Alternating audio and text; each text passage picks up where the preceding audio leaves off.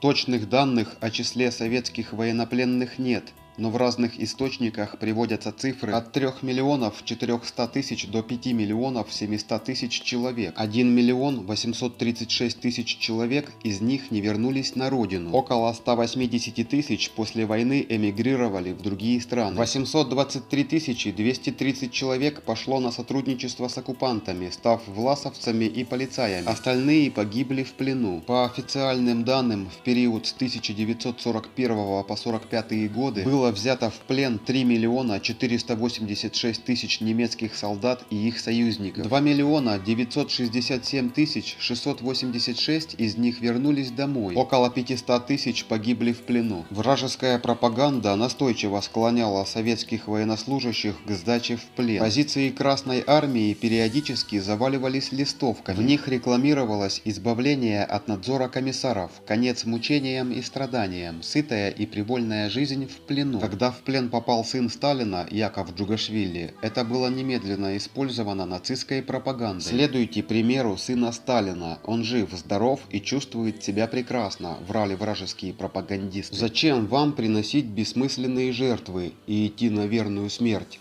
если даже сын вашего вождя уже сдался в плен? На самом деле пропагандисты не врали. Они использовали так называемую полуправду. Сын Сталина действительно содержался в нормальных условиях. Голодом его не морили. И содержался он в отдельной камере. Но для простых русских работяг и крестьян была другая участь. Зачастую немцы не имели даже построек для пленных, и им приходилось жить без крыши над головой. Продуктов для них тоже не было, поэтому голод в таких условиях был постоянный. На передовой и в местах соприкосновения войск мегафоны оккупантов периодически вещали: «Иван, сдавайся, и в плену ты получишь хорошую еду, горячий чай, сухую одежду и наше радушие». Те, кто поверил в эту наглую ложь, пережили глубочайшее разочарование уже в первые секунды своего плена. Не было у плененного солдата никаких гарантий безопасности, независимо от того, с проступком или без него попал он в руки противнику. Советские солдаты массово умирали в плену, а бесчеловеческое отношение к пленным объяснялось привитым немцам их властью мировоззрением расового превосходства. К советским солдатам они относились гораздо хуже, чем к союзникам.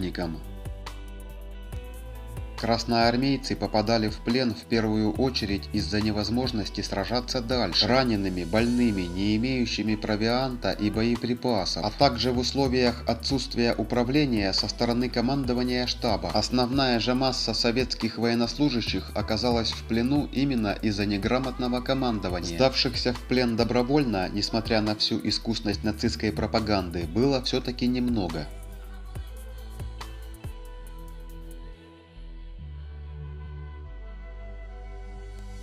Советская пропагандическая машина совсем по-другому рисовала образ врага. Она учила советских граждан, что простой немецкий солдат – это твой классовый собрат. Он такой же трудящийся, как и ты, просто нацисты промыли ему мозги и отправили воевать за свое мировое господство. Поэтому расправ над пленными на начальном этапе войны со стороны Красной Армии практически не было. Тогда немцев еще не ненавидели, а о зверствах их союзников со стороны венгров и румын еще не знали. Но вскоре эта снисходительность сменилась яростным ожесточением из-за многочисленных случаев жестокости немецких союзников на оккупированных территориях. Поэтому при недосмотре или молчаливом согласии командиров советский солдат мог запросто застрелить пленного, якобы при попытке к бегству. Красноармейцы были уверены, что не к каждому фрицу можно относиться более или менее лояльно. Эсэсовцы считались жестокими карателями и палачами, поэтому и относились к ним гораздо хуже, чем к простым солдатам. Гюнтер Кюне, который попал в СС в самом конце войны, в своих воспоминаниях рассказывает: когда сдача в плен была неизбежной, опытный солдат достал складной нож и срезал с его формы все нашивки. Поскольку следы от нашивок остались заметными, молодой человек надел сверху плащ-накидку. Старший товарищ объяснил ему: позже в плену, что ты из СС, уже не будет играть роли. Но в момент пленения это имеет огромное значение. Если попадется русский, у которого нацисты убили кого-то из родных и близких, и он увидит, что ты из СС, он пристрелит тебя. Пропаганда СССР тоже пыталась вести агитацию в рядах противника. И после коренного перелома в войне это начало приносить плоды. Немцы организованно сдавались с пропусками на листовках с приказом Сталина номер 55, в котором Гитлер и его поддельники отделялись от простого немецкого народа. Когда немецкие солдаты получали приказ сдаваться от своего непосредственного командира,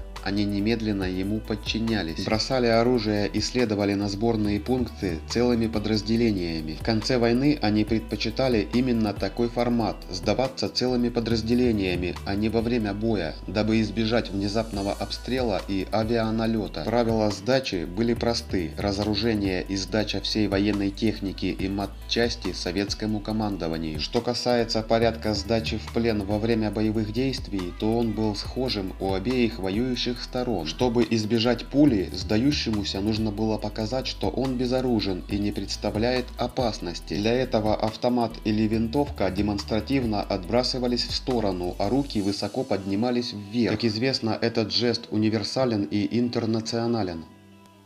Если видео было интересным, ставим лайки. Всего доброго!